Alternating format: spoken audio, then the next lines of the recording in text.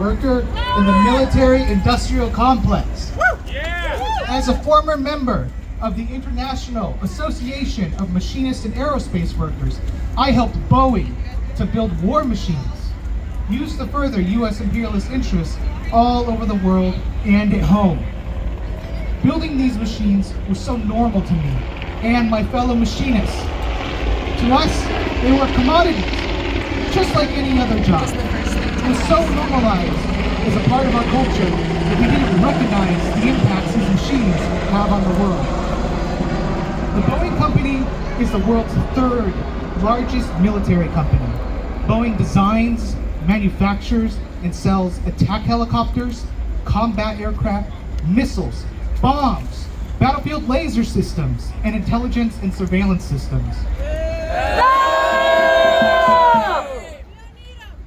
These weapons have been used by the Israeli military to bomb and kill our relatives in Palestine. Shame! And it doesn't stop with Boeing. AT&T, Amazon, Raytheon, Pacific Cast Parts, Intel, Caterpillar Construction, Hyundai, the list goes on and on. These war profiteers exploit the working class to manufacture, program, and distribute weapons of war so they can rake in millions.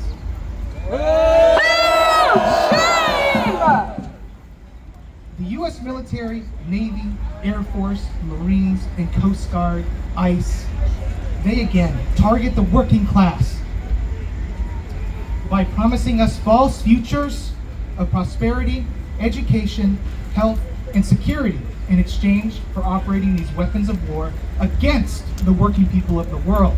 That's right. Shame! The parts I made at Boeing, the surveillance tech made by Google's workers, the rockets made by Precision Cast Parts workers, the ships docked here for Fleet Week.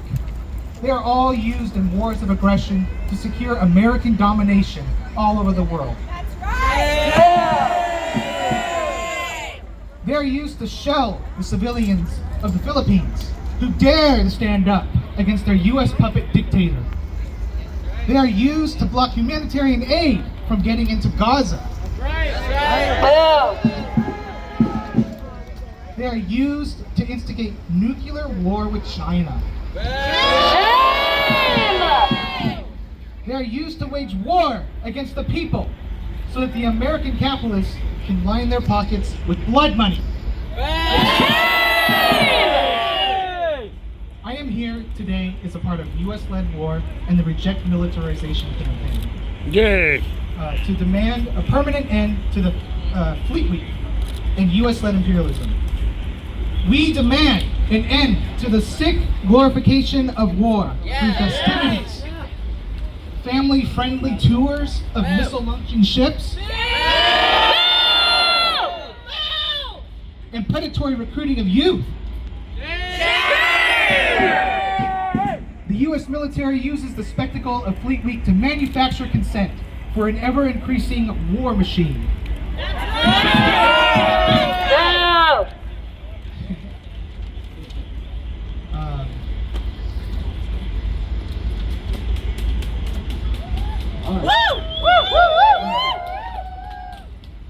Okay.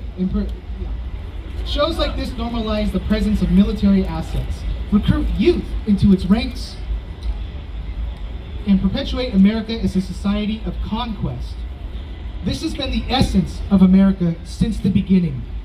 Convince the people of the American dream and their divine, absolute right to the world as a chosen people meant to dominate the world.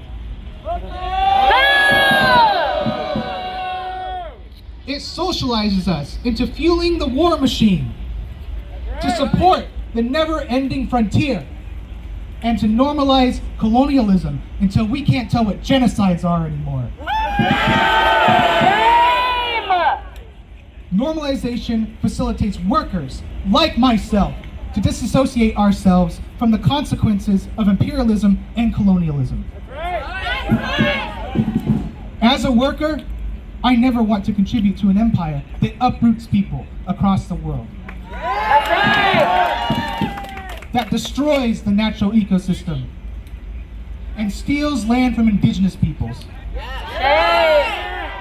Today, I challenge you to take a stand against this empire. No Fleet Week in our city. No glorification of war. No more parades for an empire. Join the Resist U.S.-led war movement to continue the fight after today. No ships on our shore, no bombs in the air. U.S. out of everywhere! All right, thanks.